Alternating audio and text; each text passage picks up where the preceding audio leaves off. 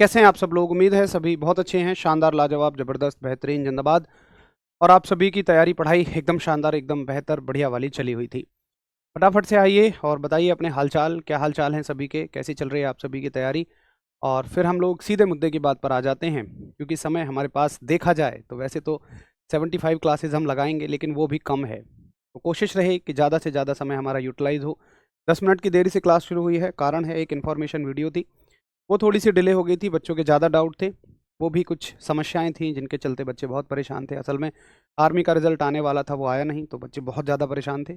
इसलिए उनके बीच में जाकर वीडियो बनाई, उसमें डाउट ज़्यादा आ गए, तो थोड़ा सा समय ज़्यादा लग गया। खैर कोई बात नहीं, अपना समय उतना ही पढ़ेंगे। लगभग 45-50 मिनट हमारी क्लास होती है, तो लगभग 50 मिनट अपनी क्लास रखेंगे। Very good, very good. Aditya आज पहले शायद रिकॉर्डेड क्लास लेते थे और अभी आप एक्साइटेड हैं क्योंकि आप लाइव क्लास लेंगे। शानदार। बहुत ही बढ़िया। विपिन मौर्य, गुड इवनिंग भाई। पिकेश भाई, जय श्री राम। अह, ठीक है, गुड इवनिंग। रितेश भाई, मैं हमेशा लेट कैसे हो जाता हूँ? नहीं, आप लेट नहीं हैं, आप बिल्कुल समय से हैं, निश्चिंत रहिए। क्लास तो मेंशन नहीं कर रही थी। नहीं नहीं, क्लास शायद और से ही कुछ और भी बच्चे बोल रहे थे कि मेंशन नहीं कर रही थी। तो ये एक एप्लीकेशन की शायद कोई कमी रही हो, या आपके फ़ोन में अपडेट करने में कोई इशू वगैरह हो गया हो। क्लास शेड्यूल थी। हाँ, आपकी बात ठीक है। और 2-4 बच्चे पहले बोल रहे थे कि सर क्लास शेड्यूल नहीं है। कॉलिंग टीम को कॉल गए, उन्होंने मेरे से पूछा, मैंने कहा क्लास तो शेड्यूल है, क्लास तो लेनी है। चलिए, तो चलो फिर शुरू कर दी जाए आज की कहानी। और साथियों, कहानी में हमारे शामिल था, कल हमने कहाँ छोड़ा था? तो कल हमने छोड़ा था कि, अब मैं फटाफट लिख रहा हूँ, इसको नोट तो करना नहीं है, कल का रिवीजन करा रहा हूँ बस मैं। मोशन यानी कि गति चैप्टर के अंदर हमारा डिस्कशन हुआ कि भैया जी हमें पढ़ना है 1D मोशन, और उसके अलावा हमें पढ़ना है 2D मोशन यानी कि द्विविमीय गति। ठीक है, 1D मोशन हो गया, 2D मोशन हो गया। 2D मोशन को हमने फर्दर 2 कैटेगरीज में बांटा था। हमने कहा था एक तो इसमें प्रक्षेप्य गति रहेगी, प्रोजेक्टाइल मोशन रहेगा, और एक एंगुलर मोशन रहेगा यानी कि घूर्णन गति रहेगी। घूर्णन गति को फर्दर 2 कैटेगरीज में बांटा था, एंगुलर मोशन को। यह आपने कॉपी में नोट कर लिया होगा। और एंगुलर मोशन में हमने कहा था, कोणीय गति में हमने कहा था कि एक तो होगी आपकी घूर्णन गति यानी कि रोटेशनल मोशन, और एक होगी वृत्तीय गति यानी कि सर्कुलर मोशन। ठीक है, तो हमें ये दोनों पढ़नी है, 1 बाय 1 पढ़नी है। पहले हम इसके बारे में बात करेंगे और फिर हम इसके बारे में बात करेंगे। एक चीज मैं अभी आपको और बता दूं कि साथ ही वृत्तीय गति जो है, सर्कुलर मोशन जो है, ये एक समान भी हो सकता है और असमान भी हो सकता है, बट हमारे सिलेबस में असमान नहीं है। केवल हमें एक समान वृत्तीय गति पढ़नी है, यूनिफॉर्म सर्कुलर मोशन पढ़ना है। अब ये कहो भैया नॉन यूनिफॉर्म से आ गया सवाल, तो भैया अगर आ सकता तो मैं खुद ही उसको करा देता। जब मैं इतनी सारी चीज़ करा सकता हूँ तो उसको क्यों नहीं करवा देता?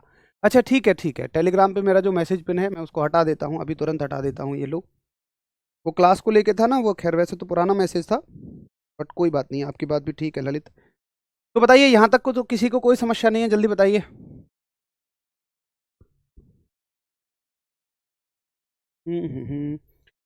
भैया न्यूमेरिकल और डायमेंशन को रितेश अभी छोड़ते हुए चलो, जो थ्योरेटिकल क्वेश्चन है उन्हें अभी आप अटेम्प्ट करते चलो, वो आपसे बाद में हो जाएंगे, निश्चिंत रहिए। मैं इसको हटा देता हूँ।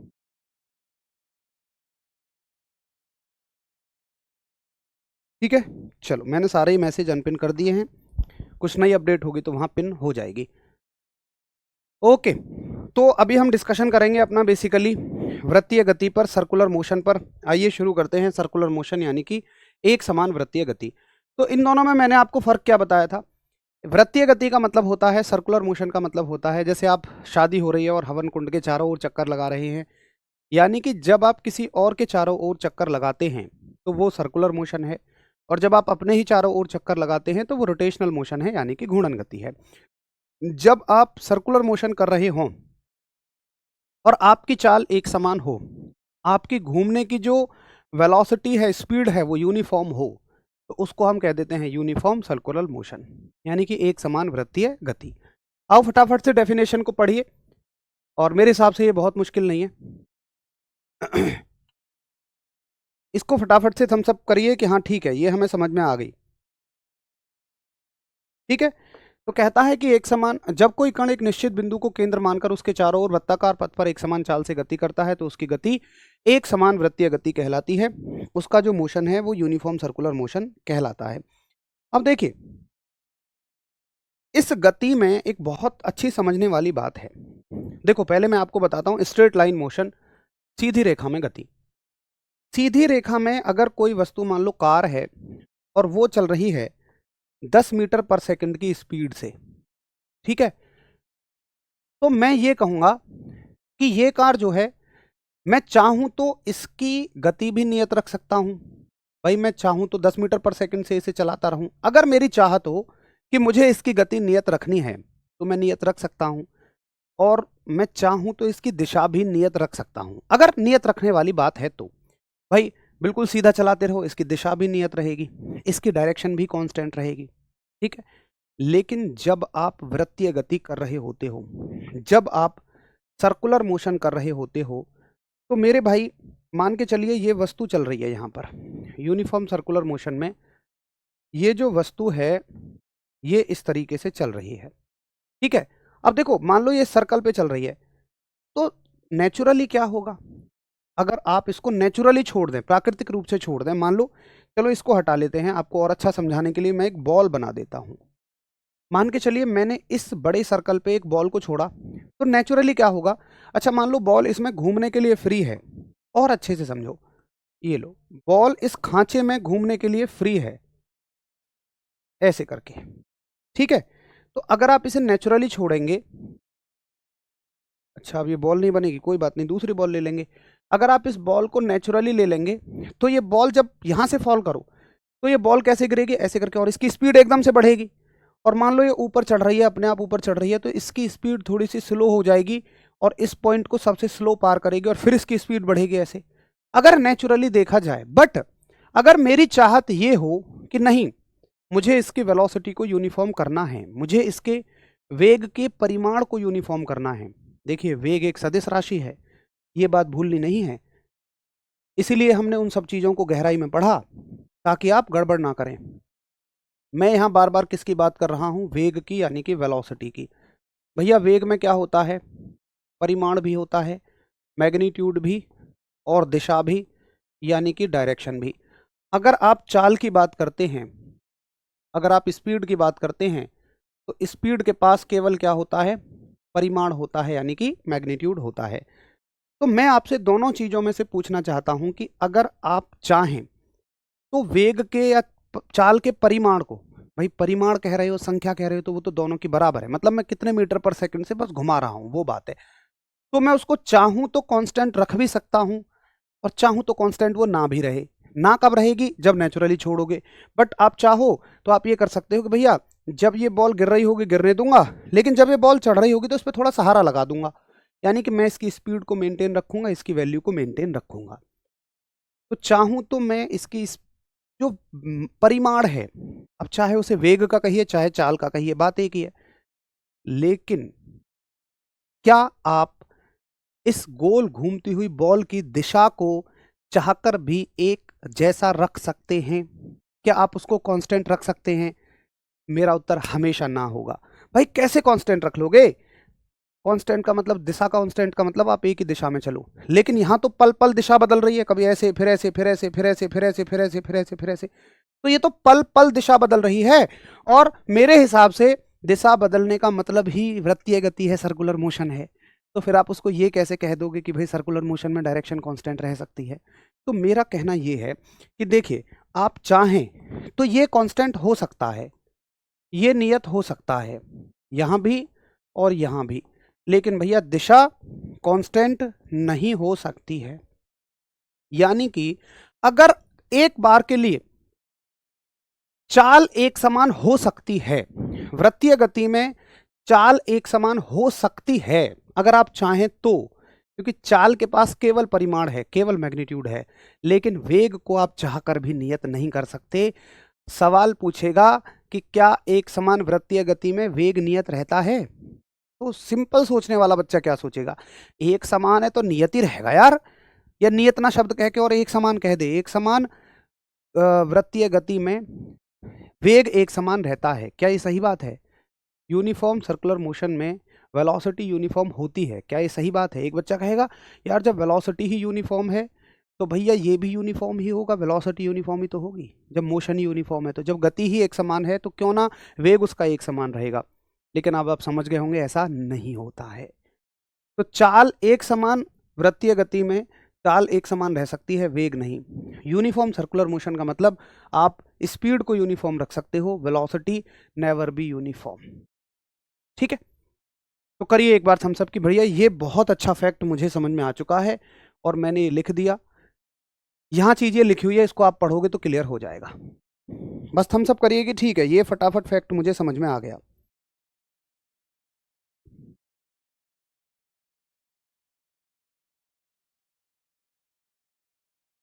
ठीक है, चलिए अब देखो, इसको समझने के लिए आपको स्ट्रेट लाइन मोशन को दिमाग में रखना होगा, 1D मोशन को दिमाग में रखना होगा, एक विमीय गति को दिमाग में रखना होगा कि हमने वहां पे क्या क्या पढ़ा और उनकी परिभाषाएं क्या थी। तो एक विमीय गति में हमने चाल और वेग दोनों चीजें पढ़ी। देखो, अगर कोई मुझसे कहे कि भाई किसी एक चीज की स्टडी कर ले यार, या तो चाल की कर ले या वेग की कर ले, बट उसमें दोनों चीजें आ जानी चाहिए, या तो स्पीड को पढ़ लो या वेलोसिटी को पढ़ लो, बट उसमें दोनों चीजें आ जानी चाहिए, तो तुम किसको चुनोगे? मैं तो वेलोसिटी को चुनूंगा, मैं तो वेग को चुनूंगा। क्यों चुनूंगा? क्योंकि अगर तुमने वेग पढ़ लिया तो ये अपने आप पढ़ ली, बट अगर तुम इसको चुन लेते हो तो फिर तुम दिशा नहीं पढ़ोगे और ये छूट जाएगी। आ गई मेरी बात आपको समझ में? तो जब हमारे पास दो ऑप्शन होते हैं तो हम सदिश को चुनते हैं, वेक्टर को चुनते हैं।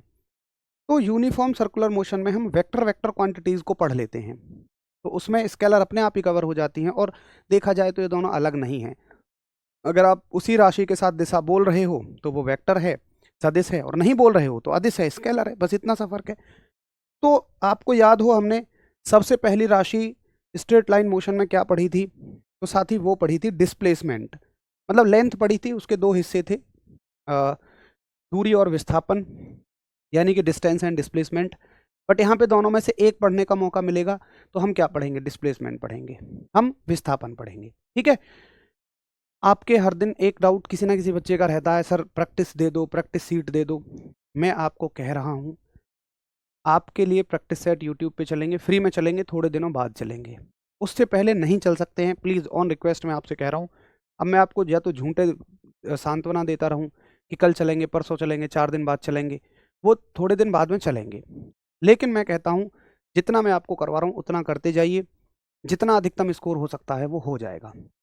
अगर आप अब कहें कि नहीं हर दिन क्वेश्चन दो, हर दिन प्रैक्टिस दो, हर दिन इसके साथ क्वेश्चन करवाओ, क्विज दो, भाई वो संभव नहीं है। प्लीज़, मैं आपसे झूठे को बोल दूं फिर वो दे ना पाऊँ, वो अच्छा नहीं है। और आपके लिए सफिशिएंट इतना ही है, अभी आप इतना करते रहिए, थ्योरी के हर एक फैक्ट को याद करते रहिए, और प्रैक्टिस क्वेश्चंस मैं आपको जब प्रैक्टिस सेट चलेंगे तब कराता रहूँगा। मॉक टेस्ट मैंने आपको बता दिया, टेक्स्ट बुक से लगाते रहिए, वहाँ के क्वेश्चन सीखते रहिए। अगर आपको प्रैक्टिस करनी ही है तो फिर टेक्स्ट बुक के डेली वाले क्वेश्चन से प्रैक्टिस करिएगा, उससे बेहतर कुछ भी नहीं है। ठीक है, तो प्लीज फिर आप इस पे फोकस करें, इधर उधर की बातों में बिल्कुल अपना कोई भी टाइम वेस्ट मत करिएगा। आओ देखो मेरे भाई, क्या बोल रहे थे हम? हाँ, सबसे पहली चीज हमें क्या पढ़नी है? डिस्प्लेसमेंट। और चूंकि ये सर्कुलर मोशन है, एंगुलर मोशन कह लो, तो ये एंगुलर डिस्प्लेसमेंट है। भाई सर्कुलर मोशन एंगुलर मोशन ही तो है, जो वृत्तीय गति है वो कोणीय गति ही तो है। तो सर्कुलर डिस्प्लेसमेंट कहना अच्छा नहीं लगता, एंगुलर डिस्प्लेसमेंट कहते हैं, यानी कि कोणीय विस्थापन। यहाँ शॉर्ट में और रनिंग हैंड राइटिंग में लिख रहा हूँ ताकि ज़्यादा कवर कर सकें, बाकी थ्योरी में सब अच्छे से लिखा हुआ है। तो देखिए, कोणीय विस्थापन का मतलब क्या होगा? आप गोल गोल घूम रहे हैं, आप यहाँ से लेकर और यहाँ तक आ गए, कोई आपसे पूछे कितना डिस्प्लेसमेंट हुआ, तो जब भी आप गोल घूम रहे होते हैं, आपका डिस्प्लेसमेंट बताने के लिए हम क्या करते हैं? हम करते हैं ये सॉरी, हम ये देखेंगे कि आपने कितना एंगल ट्रेवल किया, यहाँ से और यहाँ तक का एंगल। तो ये जो थीटा एंगल है, यही आपका कोणीय विस्थापन है, यही आपका एंगुलर डिस्प्लेसमेंट है। तो जरा एक बार बताएं कि हाँ जी भैया मुझे आपकी ये बात समझ में आ जाती है। लेकिन अगर एक बच्चा ये कह रहा हो कि भाई साहब मैं यहाँ खड़ा था और मैं पहले यहाँ गया फिर यहाँ गया, अब बताइए मेरा यहाँ से यहाँ तक का एंगुलर डिस्प्लेसमेंट कितना है? और शुरुआत कहाँ से करनी है आपको? शुरुआत यहाँ से करनी है। अरे मतलब ये वही बात है कि एक आदमी मान लो पहले तो यहाँ से यहाँ जाता है, मान लो वो 5 मीटर गया, बट वो कह रहा है कि जी पहले मैं यहाँ था, पहले यहाँ से यहाँ आया, फिर यहाँ से यहाँ आया, अब मुझे ये बताओ कि यहाँ से और यहाँ तक मैंने कितनी दूरी तय की, तो उसको बताने का क्या तरीका रहेगा। मान लो ये 10 मीटर है और मान लो ये 5 मीटर है, तो आप क्या कहोगे, भाई इतने में से इतना माइनस कर ले। तो ये दोनों का माइनस बताने के लिए आप क्या करोगे, आप एक एंगल तो कहीं शुरुआत से ही मानोगे ना। आप कहोगे देख भाई यहीं से चला था ना, तो पहले यहाँ आया, मतलब ये पहली स्थिति है और ये दूसरी, तो पहली स्थिति का एंगल θ1 और शुरू से ही लोगे आप, यहाँ से यहाँ का नहीं लोगे, शुरू से ही यहाँ से यहाँ तक का θ2। तो तू जितना चला है थीटा या डेल्टा थीटा क्या हो जाएगा फिर θ1 माइनस θ2, यानी ये फाइनल पोजीशन है और ये इनिशियल पोजीशन है, ये अंतिम स्थिति है और ये प्रारंभिक स्थिति है। तो इन दोनों के एंगल के डिफरेंस को हम कह देंगे यही तेरा एंगुलर डिस्प्लेसमेंट है, यही तेरा कोणीय विस्थापन है। तो गोल घूमती हुई वस्तु कितने डिस्प्लेस हुई है उसको हम डेल्टा थीटा से बताते हैं। और इसका एक और फॉर्मूला मैथ्स में आप पढ़ते हो कि कोण बराबर चाप बटे त्रिज्या, यानी angle equals to arc upon radius. तो आर्क क्या हो जाएगी, अगर तुम यहाँ से यहाँ तक का देखोगे भाई, अगर यहाँ से और यहाँ तक का देख रहे हो यानी डेल्टा थीटा की बात कर रहे हो, तो आर्क क्या हो जाएगी, ये आर्क हो जाएगी, चाप हो जाएगी। ठीक, इसको हम कहते हैं आर्क यानी कि चाप। और इसकी रेडियस कितनी है, तो रेडियस तो यहाँ भी इतनी है, यहाँ भी इतनी है, ये हो जाएगी रेडियस यानी कि त्रिज्या। तो फॉर्मूला कोणीय विस्थापन का हो जाएगा आर्क अपॉन रेडियस। बोलो क्लियर है। या वहां हम क्या पढ़ा करते थे बहुत ही अच्छा उत्तर। अब देखिए इसका मात्रक क्या है, कोणीय विस्थापन का मात्रक। तो कोणीय विस्थापन का मतलब कोण है केवल, और कोण को जनरली आप मैथ्स में डिग्री में कहते रहते हो, लेकिन एसआई में आप रेडियन में कहोगे। डिग्री रेडियन दोनों पढ़ते हैं लेकिन इंडिया में डिग्री ज़्यादा चलता है, बट एसआई यूनिट इसकी डिग्री नहीं है। एसआई यूनिट क्या है इसकी, रेडियन। ये हमने पढ़ा था संपूरक मात्रकों में, रेडियन मैंने सब थ्योरी में लिख दिया है। रेडियन कैसी राशि है, तो ये एक सदिश राशि है, ये एक वेक्टर क्वांटिटी है। और अगर आप मुझसे इसकी डायमेंशन पूछें, आप मुझसे इसकी विमा पूछें, तो ये बहुत इंपॉर्टेंट बात है कि इसकी कोई भी विमा नहीं होती, ये एक विमाहीन राशि है, ये एक डायमेंशन लेस क्वांटिटी है, एक विमाहीन राशि है, ये डायमेंशन लेस क्वांटिटी है, क्योंकि ये मूल मात्रकों में नहीं आती है। क्योंकि संपूरक भी जो जो व्युत्पन्न थे, ड्राइव्ड थे, वो मूल मात्रकों की मदद से बनते हैं। ये मूल में आती नहीं है, तो व्युत्पन्न में, ड्राइव में तो आएगी ही नहीं। ये कहाँ आती है, संपूरक मात्रकों में। संपूरक मात्रकों में विमा नहीं होती है, उनके पास डायमेंशन नहीं होती है। तो जरा एक बार बताएं कि हाँ जी ठीक है, मुझे ये आपकी बात समझ में आ गई है, ये भी मुझे समझ में आ गई है और ये भी समझ में आ गई है। ठीक है, अब सुनो, इसकी और गहराई में चलो आप। तो जैसे हमने कहा था कि लंबाई जो है, लेंथ जो है, वो दोनों तरह की क्वांटिटी हो सकती है। वो स्केलर भी हो सकती है, वो वेक्टर भी हो सकती है, वो सदिश भी हो सकती है और वो अदिश भी हो सकती है। मेरे मित्र, मेरे भाई, यहां पर थोड़ा ध्यान से पढ़ो। अगर एंगुलर डिस्प्लेसमेंट, अगर कोणीय विस्थापन वैल्यू में बड़ा है, परिमाण में बड़ा है, तो ये अदिश राशि होगा। अगर ये परिमाण में छोटा है तो ये सदिश राशि होगा, तो ये वेक्टर क्वांटिटी होगा। अब तुम कहोगे यार पीछे तो सदिश बताया था, अब सदिश अदिश दोनों बता रहे हो।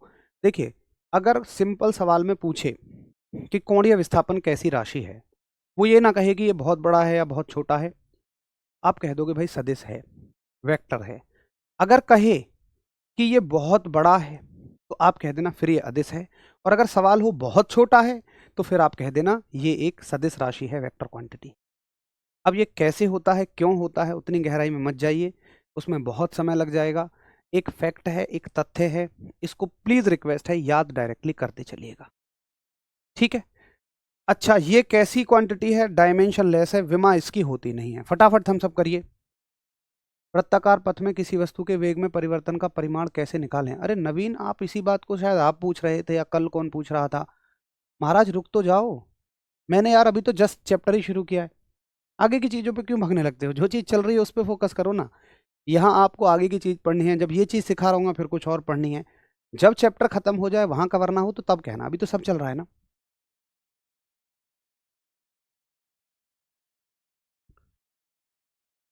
बताइए एक बात, हम सब करिए, ओके है?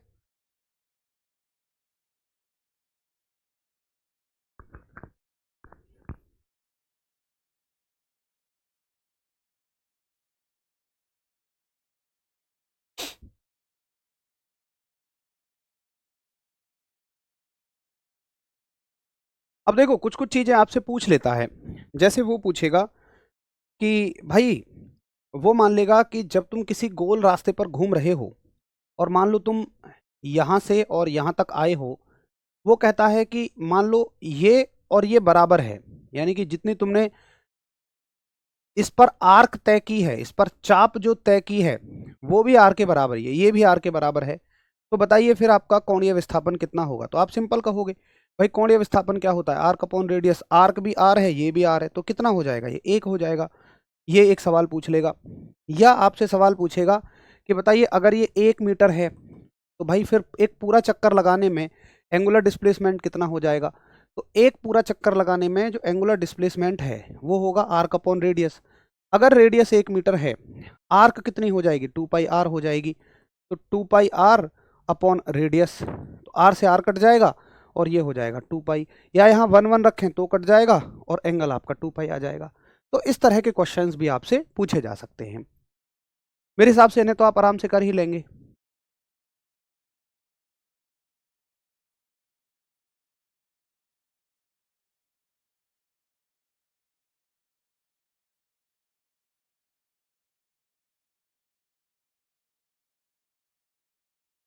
ठीक है, बड़ी आसान सी बात है। इस तरह के छोटे मोटे क्वेश्चंस कुछ पूछे गए हैं।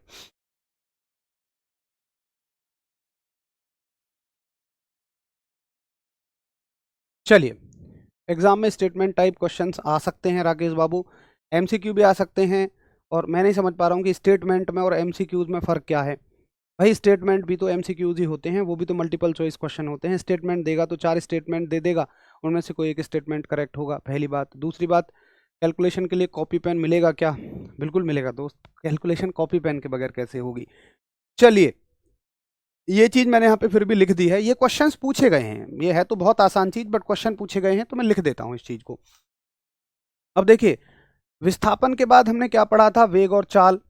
लेकिन यहाँ पर हमारे पास एक राशि पढ़ने का ऑप्शन है, तो मैं कहूँगा कि हम पढ़ेंगे कोणीय वेग। ठीक है, एंगुलर वेलोसिटी। देखो कोणीय वेग क्या होता है, एंगुलर वेलोसिटी क्या होती है। एंगुलर वेलोसिटी को हम एक डब्लू दिखने जैसे वाले सिंबल से दिखाते हैं, लेकिन ये डब्लू नहीं होता, इसको थोड़ा ऐसे बनाया जाता है और इस सिंबल का नाम होता है ओमेगा। याद रखोगे आप, एंगुलर वेलोसिटी को, कोणीय वेग को हम ओमेगा से दिखाते हैं। और एंगुलर वेलोसिटी का मतलब है कि जब आप गोल गोल घूम रहे हो, जू जू जू जू जू जू, तो आपकी वेलोसिटी कितनी है, आपका वेग कितना है। तो भैया जी आप Jung Jung Jung Jung Jung Jung घूम रहे हो। अब मुझे बताइए कि वेग का सूत्र क्या होता है। भाई वेग होता है विस्थापन बटे समय, वेलोसिटी होती है डिस्प्लेसमेंट अपॉन टाइम। तो एंगुलर वेलोसिटी क्या हो जाएगी, एंगुलर डिस्प्लेसमेंट अपॉन टाइम। अरे टाइम तो यार टाइम ही रहेगा ना, उसमें एंगुलर और स्ट्रेट लाइन क्या है। तो आप कहोगे कि वेलोसिटी बराबर डिस्प्लेसमेंट अपॉन टाइम, ये इसका सीधा सीधा फॉर्मूला हो जाएगा। फिर वही चीज़ें सब, आपसे यूनिट पूछेगा, डायमेंशन पूछेगा, तो फटाफट से करते चले जाइए। देखिए ये ठीक है, इतना तो मैंने लिख दिया, ओमेगा बराबर डेल्टा थीटा बटे डेल्टा टी। अब देखो एक बात और पूछेगा, पहले उससे पहले हम यूनिट वगैरह लिख लेते हैं। आ जाओ यहाँ, देखिए हमने लिखा कि ओमेगा बराबर डेल्टा थीटा, इसको डेल्टा टी लिखे या टी लिखे एक ही बात है, दोनों में कोई फर्क नहीं है। तो अगर आप इसका मात्रक देखोगे तो डेल्टा थीटा का मात्रक रेडियन और समय का सेकंड, तो रेडियन पर सेकंड होता है। मैंने आपसे वादा किया था कि हम बहुत बेहतर तरीके से 7 ही राशियों के मात्रक, विमाएं, सदिश सदिश सीखते चलेंगे। हम वैसा बिल्कुल कर रहे हैं। और मैंने ये भी कहा था कि ये आपको समझ में आने लगेंगे, रटने की जरूरत नहीं है अगर आपको सूत्र क्लियर है। शायद वो भी आपको क्लियर होना शुरू हो गया होगा। अगर आपको सूत्र समझ में आ गया तो इसका मात्रक आपको समझ में आ गया। इसकी विमा समझ में आ जाएगी, कैसे आ जाएगी? देखो भाई, इसकी तो कोई विमा नहीं होती है, इसके लिए तो 1 लिख दो। समय की जगह मैंने याद करवाया था टी लिख देना, ये ऊपर जाके टी इनवर्स हो जाएगी और इसको ब्रैकेट में बंद कर दो। तो इसकी विमा क्या लिखी है मैंने? T inverse. ये भी यहीं से आ रही है। ये कैसी राशि है? तो ये वेग है, तो एक सदिश राशि होगा, स्केलर क्वांटिटी होगा। मैंने कहा था जिस राशि के पीछे वेग लग जाए, वेग हो, समवेग हो, कोणीय वेग हो, कोणीय आवेग हो, सब जिसके पीछे वेग लग जाए वो सब सदिश राशि हैं, वो वेक्टर क्वांटिटी हैं। यहां तक सही है, लेकिन और थोड़ा गहराई में चलिए। ये वेग में भी एक अक्षीय सदिश होता है और जिसकी दिशा घूर्णन अक्ष के अनुदिश होती है। अब तुम कहोगे यार भैया angular velocity sorry angular velocity आपने कह दिया एक वेक्टर क्वांटिटी है, तो इसकी डायरेक्शन कहाँ होती है? सुनिए मेरी बात को बहुत ध्यान से, मैं आपके लिए एक जुगाड़ दिखाता हूं। ये मेरी एक्सपेरिमेंट की पोटली के खजाने में से आपके लिए एक अनमोल रत्न। देखो, ये एक चकती है, एक डिस्क है, जिसके बीचों बीच से मैंने एक कील पार की हुई है और साथ ही ये इसका एक्सिस बन गया, ये इसका अक्ष बन गया। अक्ष का मतलब क्या होता है कि कोई भी लाइन जिसके परते वस्तु घूम रही है, तो ये इसके परते घूम रही है। अब मान लो ये ऐसे ऐसे करके घूम रही है, ये इस पर ऐसे ऐसे करके आपकी डायरेक्शन में घूम रही है। हाँ, डिंग डिंग डिंग डिंग डिंग डिंग डिंग डिंग डिंग डिंग डिंग डिंग डिंग डिंग डिंग डिंग ऐसे ऐसे करके घूम रही है। तो आपसे पूछेगा कि बताइए ओमेगा की डायरेक्शन क्या है? तो ओमेगा की डायरेक्शन के लिए आप क्या करेंगे? राइट हैंड थंब रूल से आप ओमेगा की डायरेक्शन निकालेंगे। कैसे निकालेंगे? अगर ये चकती इधर घूम रही है तो आप अपने राइट हैंड की फिंगर्स को इसके घूमने की डायरेक्शन में एडजस्ट करिए। इधर घूम रही है तो इधर की डायरेक्शन में एडजस्ट करिए और आपका जो थंब है, आपका जो अंगूठा है, वो एंगुलर वेलोसिटी की डायरेक्शन दिखाएगा। तो अगर कोई गोल घूमती हुई चीज इधर घूम रही है तो एंगुलर वेलोसिटी की डायरेक्शन, कोणीय वेग की डायरेक्शन किधर होगी? इधर। अगर ये ऐसे घूम रही होती तो राइट हैंड को आपको ऐसे करना पड़ेगा, तो फिर आपका अंगूठा क्या बता रहा है? अंदर की तरफ। तो ये एक एक्सियल वेक्टर है। एक्सियल वेक्टर का मतलब इसकी जो डायरेक्शन है वो अक्ष के साथ होती है, अक्ष के अनुदिश होती है, या तो इधर की तरफ होगी या इधर की तरफ होगी। अक्ष तो इधर भी है, इधर भी है भाई, एक्सिस तो ये भी है और एक्सिस तो ये भी है और ये भी है। ठीक है, तो ये क्या हो गया? आपका एक एक्सियल वेक्टर हो गया, ये एक अक्षीय सदिश हो गई। ये मैंने लिख दिया कि सदिश तो है, ये वेक्टर तो है, बट उसके अंदर भी एक्सियल वेक्टर है, अक्षीय सदिश है और इसकी दिशा दाएं हाथ के पेंच के नियम अनुसार ज्ञात की जाती है। यही आपके दाएं हाथ के पेंच का नियम था। ठीक है, मेरे हिसाब से ये भी क्लियर हो गया होगा। अगर हाँ तो एक चीज और क्लियर कर दीजिए। देखिए, अगर आप एक कंप्लीट चक्कर लगा रहे हैं तो सवाल आएगा एंगुलर वेलोसिटी कितनी होगी? तो ओमेगा बराबर delta theta upon T. T time period है जो एक चक्कर में लगेगा। एक चक्कर में लगने वाले टाइम को हम टाइम पीरियड कह देते हैं, आवर्तकाल कह देते हैं, समय अंतराल कह देते हैं, कुछ भी कह लीजिए। देखो, समय अंतराल का मतलब तो कहीं से कहीं भी हो सकता है कि भाई मैं यहां से यहां गया, लेकिन एक चक्कर पूरा कर रहे हो तो ये टाइम पीरियड है, ये आवर्तकाल है, इसको कह सकते हो टाइम पीरियड का। परिभाषा होती है कि एक चक्कर पूरा करने में लगा समय। तो डेल्टा थीटा कितना हो जाएगा? 2 पाई। भाई एंगल कितना कवर हो जाएगा? पूरा कोण जो हो जाएगा एक चक्कर पूरा करने में, हमने पढ़ा था angle equals to arc upon radius. एक चक्कर पूरा करने में आर्क हो जाएगी 2 पाई आर, रेडियस आर। तो एक चक्कर में कितना एंगल लगता है? 2 पाई। 2 पाई और टाइम कितना है? टी। तो एक फॉर्मूला याद रख लेना, ये पूरी फिजिक्स भर में काम आएगा कि एक चक्कर में एंगुलर वेलोसिटी कितनी होती है, एक चक्कर में कोणीय वेग कितना होता है? तो ये होता है 2 पाई बाई टी। और एक डेफिनेशन और अपने आप दिमाग में रखना कि आवर्तकाल की परिभाषा क्या है, टाइम पीरियड की डेफिनेशन क्या है कि एक चक्कर में लगा समय। और इसकी उल्टी एक चीज होती है फ्रीक्वेंसी, वो बताती है कि एक चक्कर में कितने सेकंड लगे। टाइम पीरियड बताता है, सुनो सॉरी, टाइम पीरियड बताता है एक चक्कर में, सॉरी हाँ, एक चक्कर में, मैं बहुत जनरल भाषा में लिख रहा हूं, कितने सेकंड लगे। और फ्रीक्वेंसी बताती है एक सेकंड में कितने चक्कर लगे। तो बात तो दोनों अलग अलग हैं बट एक दूसरे की उल्टी हैं। तो याद रखना कि टाइम पीरियड फ्रीक्वेंसी का उल्टा होता है, यानी आप या तो ये कहो t बराबर 1/f या f बराबर 1/t, दोनों ही बातें एक हैं। तो 1/t को आप क्या कह सकते हो, 1/t को आप f कह सकते हो, फ्रीक्वेंसी कह सकते हो।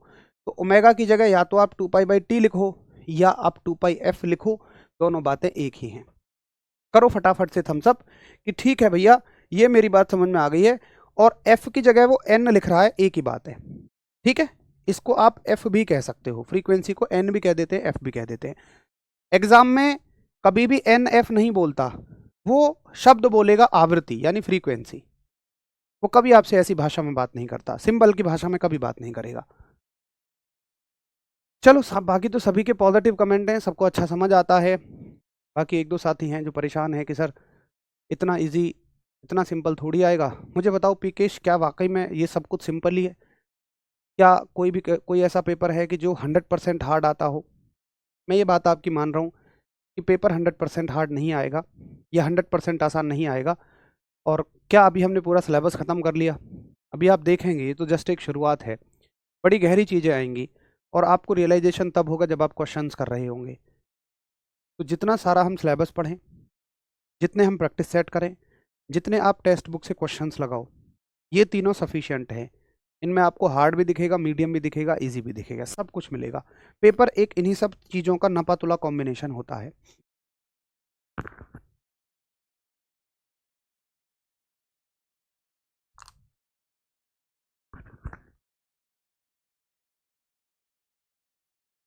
ठीक है, अब देखो एक बात पूछी जाती है, बहुत ज़्यादा मुश्किल बात तो नहीं है लेकिन बड़ी काम की बात है। क्या बात है यहां समझते हैं। देखो हमने दो तरह के वेग पढ़े, एक पढ़ा हमने तात्कालिक वेग जिसको हमने कहा इंस्टेंटेनियस वेलोसिटी, इंस्टेंटेनियस वेलोसिटी, और साथ ही एक को हमने कहा औसत वेग यानी कि एवरेज वेलोसिटी। और चूंकि सदियों पुरानी बात है तो शायद आप भूल गए होंगे, इसलिए मैं रिकॉल करा दूं। तात्कालिक वेग का मतलब क्या था, इंस्टेंटेनियस वेलोसिटी का मतलब क्या था? इंस्टेंटेनियस वेलोसिटी का मतलब था वेलोसिटी एट एन इंस्टेंट।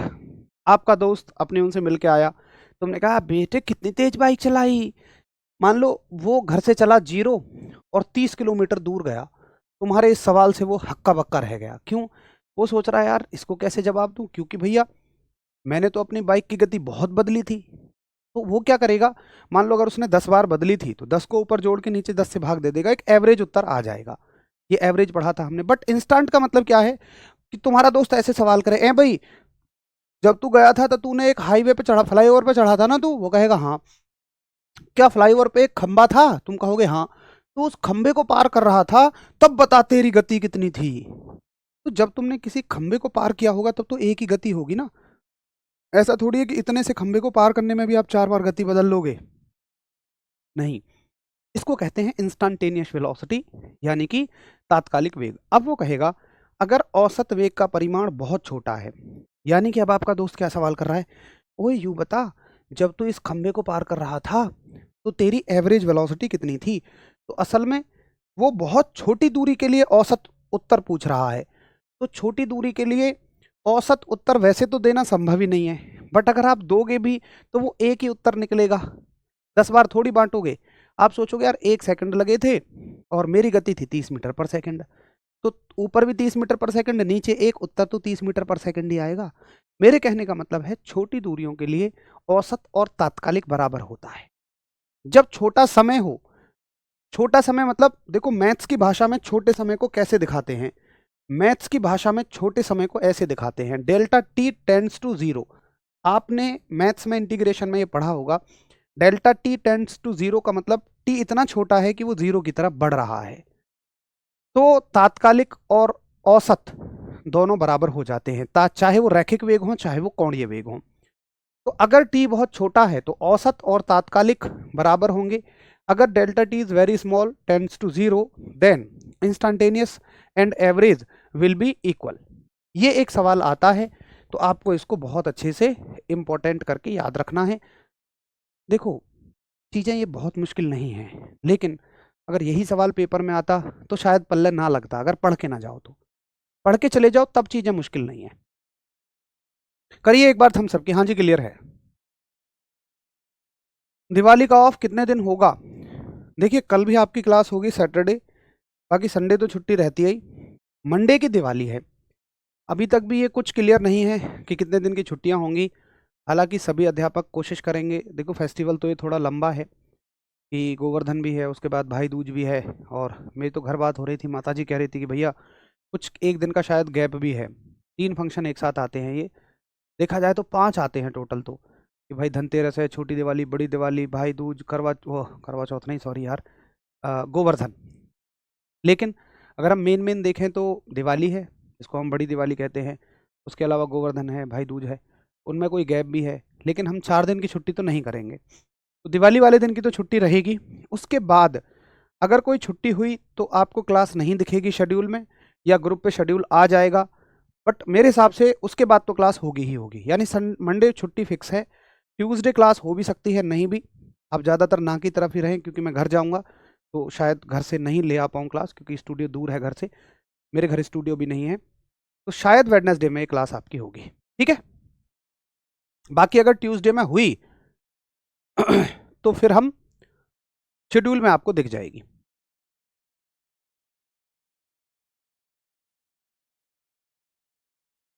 ठीक है, अब देखिए एक बात आपको समझनी चाहिए, एक बात आपको समझनी पड़ेगी मेरे मित्र। बात क्या है, बहुत गहरी बात पे लेकर जा रहा हूं। अगर तुम्हारी समझ में आ जाए तो मान लेना कि तुम फिजिक्स को खूब गहराई से लेकर चल रहे हो। ये मान लो एक सर्कुलर मोशन है, एक वृत्तीय गति है। अगर आप इस वृत्तीय गति में मान लो एक पत्थर घुमा रहे हो ऐसे, ये एक स्टोन आपने बांध रखा है एक रस्सी से, ये एक रस्सी है, और साए साए साए साए इस सर्कुलर मोशन में घुमाए जा रहे हो, दंग दंग दंग दंग दंग दंग, जू जू जू जू जू जू जू जू ऐसे घुमाए जा रहे हो। तो मेरे भाई सॉरी, ये पत्थर गोल गोल घूम रहा है। आप इसको जब ऐसे ऐसे घूम रहा हो ना डोरी से, मान लो आपका दोस्त घुमा रहा है, आप चुपके से आओ और कैंची से टक डोरी काट दो, तो 2 संभावनाएं हैं। या तो पत्थर गोल घूमता हुआ जहां डोरी कटेगी वहां से ऐसे सीधा जाए, या पत्थर गोल गोल घूम रहा था तो ऐसे ऐसे करके नीचे गिरे। तुम्हारे हिसाब से शायद ऐसा लग रहा होगा तुम्हें कि पत्थर गोल गोल ऐसे ऐसे घूमकर नीचे गिरेगा, लेकिन ऐसा तो नहीं होता है। ऐसा नहीं होता है। अगर तुम पत्थर को काटोगे ना तो पत्थर साए ऐसे करके सूट हो जाएगा, शार्प सूट होगा। मतलब तुम पत्थर को किसी भी क्षण पे काटो, डोरी को किसी भी क्षण पे काटो। अगर मान लो मैं पत्थर की 2-4 स्थितियां बना लेता हूं कि एक बार पत्थर यहां है, एक बार पत्थर यहां है, तो तुम इसको किसी भी क्षण पे काटोगे ना तो पत्थर की गति की दिशा क्या रहेगी? यहां पे पत्थर को काटोगे तो ऐसे जाएगा, यहां पे काटोगे तो ऐसे जाएगा, ठीक है, और यहां पर काटोगे तो पत्थर ऐसे जाएगा। यानी कि ये इसकी त्रिज्या के साथ हमेशा 90 डिग्री के कोण पर जाएगा। इसको हम स्पर्श रेखा भी बोलते हैं, टेंजेंट भी बोलते हैं, मैथ्स में आपने पढ़ा हो तो इसका मतलब ये चाहता तो हमेशा ही सीधा जाना था, वो तो तुम थे जिसने जबरदस्ती से गोल गोल घुमा रखा था। बहुत ध्यान से सुनना, गोल गति में, वृत्तीय गति में जो सीधी वाली गति है वो अपने आप ही छुपी रहती है। अगर तुम इस पत्थर से पूछना चाहो, ये बेशक गोल गति में है लेकिन ये कौन सी दिशा में जाना चाहता है? सीधी में। तो गोल गति में सीधी गति यानी कि लीनियर वेलोसिटी, रैखिक वेग भी होता है, ये बात याद रखना। तो एंगुलर वेलोसिटी में रैखिक वेग, लीनियर वेलोसिटी चलती है। अगर मैं मानूं कि ये इस गति में v वेलोसिटी से जाना चाहता है, भाई v कौन सा है? इसका रैखिक वेग, जिसका मात्रक मीटर पर सेकंड होता था, जो वेग बराबर विस्थापन बटे समय था। मैं उस वेग की बात कर रहा हूं, लीनियर वेलोसिटी की, लीनियर वेलोसिटी की। और मान लो ये ओमेगा एंगुलर वेलोसिटी से घूम रहा है और इसकी रेडियस r है, तो भैया जी एक ऐसा सूत्र है मेरे बीच पास में जो दोस्त से दुश्मन को मिलाता है, जमीन से आसमान को मिलाता है, यानी कि जो कोणीय गति से रैखिक गति को मिलाता है, जो एंगुलर वेलोसिटी से लीनियर वेलोसिटी को मिलाता है। और सूत्र है v बराबर r गुणा r ओमेगा। ऐसे याद रखो, v बराबर r ओमेगा, बहुत इंपॉर्टेंट सूत्र है। ये है रैखिक वेग, ये है कोणीय वेग, लीनियर वेलोसिटी, एंगुलर वेलोसिटी, इनको मिलाती है रेडियस यानी कि त्रिज्या। तो सूत्र हो गया v बराबर आर ओमेगा,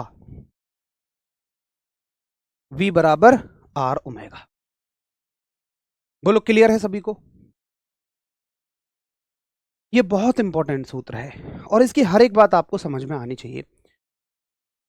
देखो मेरे भाई, जब हमने स्केलर और वेक्टर पढ़े थे तो मैंने कहा था आपको कि अगर दो वेक्टर क्वांटिटीज के कॉम्बिनेशन से तीसरी क्वांटिटी भी वेक्टर बने, दो सदिश राशियों के कॉम्बिनेशन से बनने वाली राशि भी सदिश हो, तो वहां पे हम वेक्टर प्रोडक्ट यूज करते हैं, क्रॉस गुणन यूज करते हैं। आर कैसी है? वेक्टर है। ओमेगा कैसी है? वेक्टर है, सदिश है। और इनसे मिलने वाली भी सदिश है, वेग, वेलोसिटी। तो भाई हम यहाँ इसको ऐसे लिखते हैं, वेक्टर फॉर्म में अगर आप लिखना चाहोगे तो v बराबर आर क्रॉस ओमेगा। कभी भी ओमेगा क्रॉस आर मत लिखना। अगर ओमेगा क्रॉस आर लिखोगे तो उल्टा हो जाएगा, मतलब फिर यहाँ माइनस आ जाएगा, ये बात याद रखना। तो v बराबर R cross omega vector form में इस तरह से ये चीज लिखी जाती है। तो एक एक पॉइंट आपको याद होना चाहिए कि एंगुलर वेलोसिटी और लीनियर वेलोसिटी के बीच में v बराबर आर ओमेगा, मैंने क्या लिख दिया? अच्छा सॉरी, देखो एक गलती हो गई है मुझसे। हाँ, v बराबर आर ओमेगा बोलने में नॉर्मली ठीक है, बगैर वेक्टर के बोल रहे हो तो ठीक है, सॉरी, मतलब मैं जो चीज कहना चाह रहा था वो यहाँ मैंने गलती से उल्टी कर दी। बोलने में ठीक है लेकिन वेक्टर में ऐसे मत लिखना, ऐसे लिखोगे तो यहाँ माइनस आ जाएगा। बोलने में आर ओमेगा ही सब बोलते हैं, इसलिए गलती से आर क्रॉस ओमेगा बोल देते हैं, नहीं, आप बोलो ओमेगा क्रॉस आर, ठीक है। ओमेगा क्रॉस आर तो फिर v अपने आप ही प्लस रहेगा, बट उल्टा बोल रहे हो आर क्रॉस ओमेगा तो माइनस बोलना पड़ेगा, ये मैंने यहाँ लिख दिया है, ठीक है। फटाफट से थम्स अप करिए, हाँ जी क्लियर है भाई। कोई भी न्यूमेरिकल जो भी जैसे आएंगे उसको हम प्रैक्टिस में ही डिस्कशन करेंगे, प्रैक्टिस सेट के टाइम पे डिस्कशन करेंगे। आपके स्तर पर न्यूमेरिकल ना के बराबर आते हैं, जो आते हैं वो मैं करवाता हुआ चलूंगा साथ के साथ। बाकी ज़्यादा प्रैक्टिस तो हम प्रैक्टिस के टाइम पे ही कर पाएंगे। रेडियस एक डिस्प्लेसमेंट है शुभम बाबू, त्रिज्या एक विस्थापन है, और विस्थापन एक सदिश राशि होता है।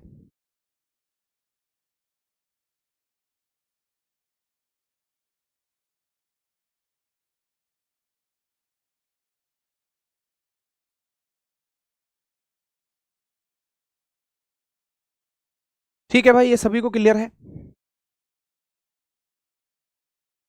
चलो, अगर क्लियर है तो मित्र आज हम इस क्लास को यहीं तक रखेंगे, क्योंकि अभी मेरी अगली क्लास का समय हो गया है 9 बजे और 8:54 ऑलरेडी हो गए हैं। और उससे भी परे अगर मैं अगला टॉपिक शुरू करूंगा तो उसके लिए मुझे थोड़ा समय चाहिएगा, उतना समय नहीं बच पाएगा। और अगला टॉपिक हमें जो पढ़ना है वो पढ़ना है एक्सेलरेशन यानी कि त्वरण। ये आप सीक्वेंस समझ गए होंगे, पहले विस्थापन, फिर वेग और फिर त्वरण, वेलोसिटी, डिस्प्लेसमेंट एंड एक्सेलरेशन। आपका टारगेट एक ही होना चाहिए कि हर एक विषय में जो भी आपको सिखाया गया है वो आपको बहुत अच्छे से बेहतर तरीके से याद होना चाहिए, सारा का सारा मेमोराइज होना चाहिए, तभी आप समझ सकते हैं कि आप सिलेक्शन के हकदार हैं। हर चीज़ से परे ये मत सोचो कि आसान आएगा पेपर, मुश्किल आएगा। मैंने जितना आपको बता दिया कि भाई हमारा टारगेट 15 में से 10 सवाल है, वो हमारा टारगेट फुलफिल हो जाएगा जितना हम कर रहे हैं, ठीक है। मतलब 10 का मतलब ये है कि एक जनरल पेपर आता है, तो अगर पेपर बहुत हार्ड आया, कोई टॉपर 15 में से 8 कर पा रहा है तो भाई तुम 8 कर दोगे। कोई टॉपर आसान आ गया तो 15 में से 13 कर पा रहा है तो तुम 13 कर दोगे, कोई इशू नहीं है, ठीक है। नेगेटिव क्यों होगा भाई? वेक्टर को देखो, मैंने आपको बताया था वहां, अगर हम नेगेटिव इसलिए होगा अगर आई क्रॉस जे देखेंगे तो के आएगा, और जे क्रॉस आई उल्टा कर दोगे तो माइनस के आएगा। ये सारी चीजें वहां बताई हुई हैं विपिन बाबू, पीछे की चीजों को एक बार याद किया करो दोस्त, है ना। चलिए कल मिलते हैं, तब तक के लिए आप सभी को नमस्कार, धन्यवाद, जय हिंद।